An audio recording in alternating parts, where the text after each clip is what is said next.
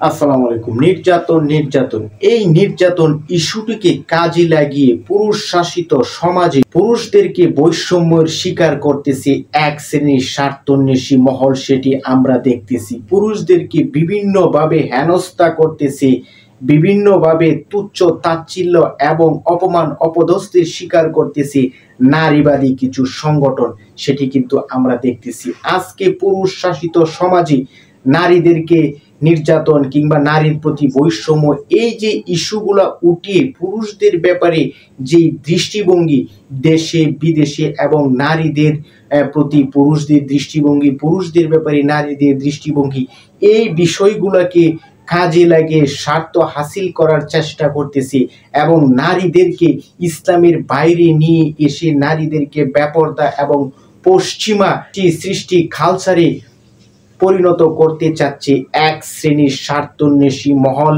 এটা বিদেশি এজেন্ডা বাস্তবায়নের লক্ষ্যেই কাজ করতেছে বলে আমি মনে করতেছি।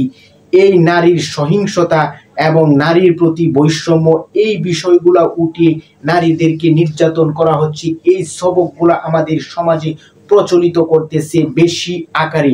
নারীদেরকে ঘর থেকে বাহির করে দেওয়া হচ্ছে, নারীদেরকে পছন্দ মাফিক কেয়াল খুশি মতো নারীদের স্বাধীনতার নামে নারীদেরকে বেপরদায় করা হচ্ছে, ঘর থেকে বাহির করা হচ্ছে।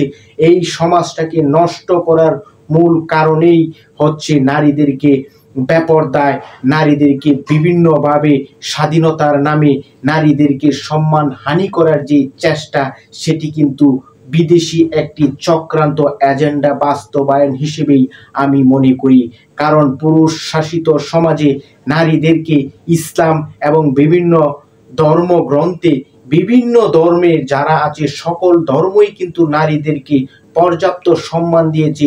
সবচাইতে বেশি সম্মানে অধিষ্ঠিত করেছে ইসলাম ধর্ম। সেই ইসলাম ধর্মে নারীদেরকে যতটুকু মূল্যায়ন, যতটুকু মর্যাদা দেওয়া হয়েছে, আর কোনো ধর্মে এতটুকু মর্যাদা, এতটুকু মূল্যায়ন করা হয়নি। তারপরেও কিছু নারীবাদী, কিছু পশ্চিমা এজেন্ডা বাস্তবায়নে মাঠে নেমেছে।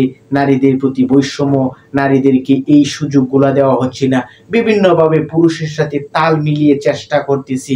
এই পুরুষের সাথে তাল মিলিয়ে চেষ্টা করার কারণে নারীদেরকে যে ছোট তুচ্ছ তাচ্ছিল্য করা, নারীদেরকে যে কোথায় নিয়ে যাওয়ার চেষ্টা করতেছে, সেটি নারীদেরকেই বুঝতে হবে, নারী সমাজকেই সচেতন হতে হবে।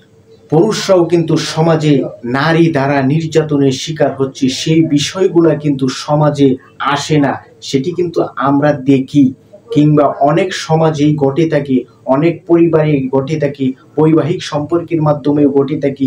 এই যে নারীবাদী সমাজকর্মীরা যারা এই বিষয়গুলোকে সামনে নিয়ে আসতেছে নারীর প্রতি বিভিন্নভাবে, এই যে নারীদেরকে উদ্বুদ্ধ করা হচ্ছে, ঘর থেকে বেরিয়ে যাও, বেরিয়ে গিয়ে পুরুষের সাথে তাল মিলিয়ে চলো, পুরুষ যা করে তোমরাও তা করো, পুরুষ যেটা পাচ্ছে, যেই সুযোগ সুবিধাগুলো গ্রহণ করতেছে, সেই সুযোগগুলা নারীদেরকে দেওয়ার জন্য। আরে যতটুকু সম্মান নারীদের ইসলাম দিয়েছে, এর চাইতে বেশি সম্মান আর কেউ কখনো কোনো ধর্ম, কোনো ব্যক্তি, কোনো সংগঠন দিতে পারবে না।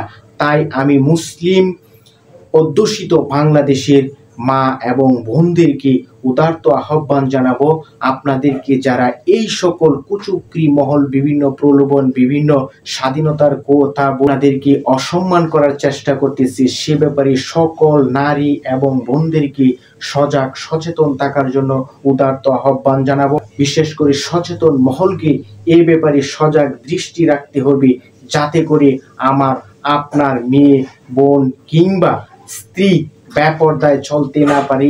এই সকল বিতর্কিত নারীবাদী ব্যক্তিদের কথায় আমার বোনকে বেপরদায়, আমার মেয়েকে বেপরদায়, আমার স্ত্রীকে বেপরদায় পাঠাবো না, সেটি কিন্তু নিশ্চিত করতে হবে আপনাকে এবং আমাকে।